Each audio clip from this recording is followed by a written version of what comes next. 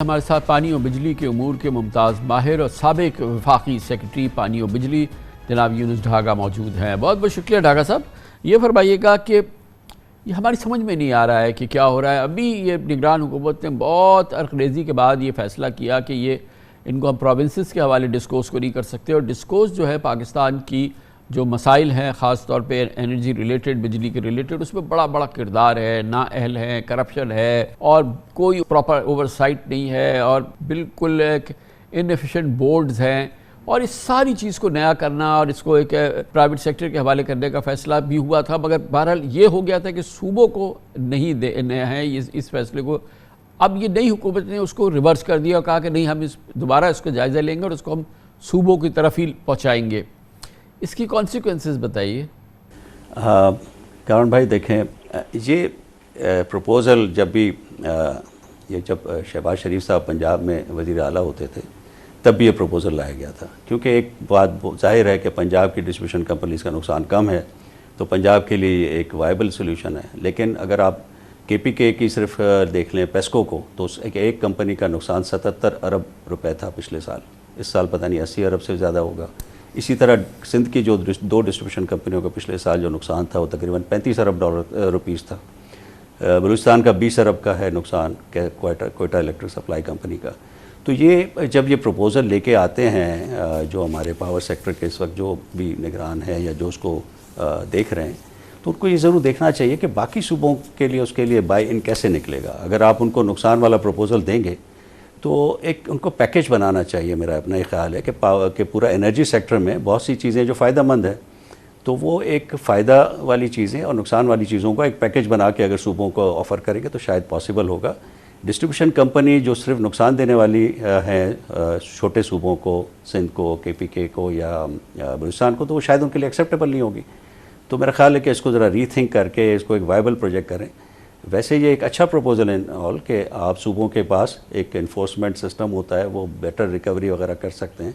और अगर सूबे इन कंपनीज़ को लेके फिर फ्रेंचाइजिंग कर लें छोटे छोटे इलाकों की, तो वो एक बहुत अच्छा सूबों के लिए भी प्रपोजल बन सकता है। बट लेकिन उसके साथ एक पूरा पैकेज हो जो कि एनर्जी सेक्टर के फ़ायदा पहुँचाने वाले इदारे भी उसके साथ मिला के दिए जाएँ। लेकिन ढागा साहब, अगर हमने एनर्जी सेक्टर को ठीक करना है तो सबसे पहले डिस्कोर्स के मसले को हल करना है। अच्छा, प्रोविंसेस को अगर नहीं देना है तो ये हमने देखा था कि लॉन्ग टर्म कंसेशन हम प्राइवेट सेक्टर को दें, वो वर्ल्ड बैंक के साथ मिलके निगरान हुकूमत ने इस पर बहुत ज़्यादा काम किया था।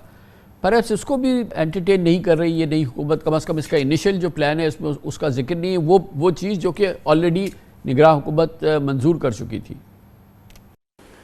देखें, इस वक्त प्राइवेट सेक्टर में हमने देखा है कि बहुत ज़्यादा बाई इन नहीं है सरकारी इदारों में, ख़ास तौर पे उनको प्रॉफिटेबल बना के चलाने का। हमें बेहतर कोशिश यही करनी चाहिए कि इसको छोटी साइज़ पे फ्रेंचाइजिंग करें, जिसमें आपके लोकल इन्वेस्टर बहुत सारे आ जाएंगे और वो आप करेंगे वही बात वाली जो आप कह रहे हैं मैनेजमेंट।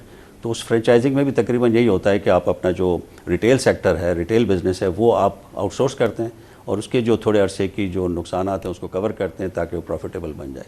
लेकिन उसके छोटी साइज़ होने की वजह से आपका लोकल इन्वेस्टर्स की बहुत बड़ी तादाद उसमें आ जाएगी और उसको मैनेज करना भी आसान होगा। इस वक्त आपकी बड़ी बड़ी जो कंपनियां हैं, ख़ासतौर पे आप देखें मैपको, सेपको वगैरह, ये बहुत बड़े बड़े इनके इलाके हैं और उसको फिर जो प्राइवेट सेक्टर इस तरह, उसमें मेरा ख्याल है कि उनका इन्वॉल्वमेंट डिफ़िकल्ट होगा अगर हम उसको छोटे इलाकों में ला के और फ्रेंचाइजिंग करें और एक से ओवरलैपिंग उसमें दें, ताकि आपको कंपटीशन भी मिलेगा और प्राइवेट सेक्टर का असल फ़ायदा तब होगा जब आप उसको कंपटीशन बीच में ज़रूर होगा। तो ये आउटराइट प्राइवेटाइजेशन इसका आंसर नहीं है, या ये कि क्योंकि इन पर डेट इतना ज़्यादा है आउटराइट प्राइवेटाइजेशन पॉसिबल नहीं है कि डिस्कोर्स को हम सीधी सीधी निचकारी करें ना? हाँ, देखें, मैं इससे थोड़ा सा इख्तलाफ इसलिए करता हूँ डायरेक्टली प्राइवेटाइज़ करना कि जैसे कि हमने K इलेक्ट्रिक को किया। अब K इलेक्ट्रिक को देख लें कि इतने सालों की प्राइवेटाइजेशन, तकरीबन 15-20 साल की प्राइवेटाइजेशन को उसको हो चुके हैं। इसके बावजूद भी आज भी हम K इलेक्ट्रिक को तकरीबन सालाना 60 से 70 अरब रुपए की सब्सिडी देते हैं, टैरिफ डिफरेंशियल सब्सिडी। तो यकीनन वही है पॉलिसी कि अगर आपने प्राइवेटाइज़ करना है तो फिर किसी किस्म की भी उनको टैरिफ में या उनकी इनएफिशिएंसी को हमें कवर नहीं करना चाहिए।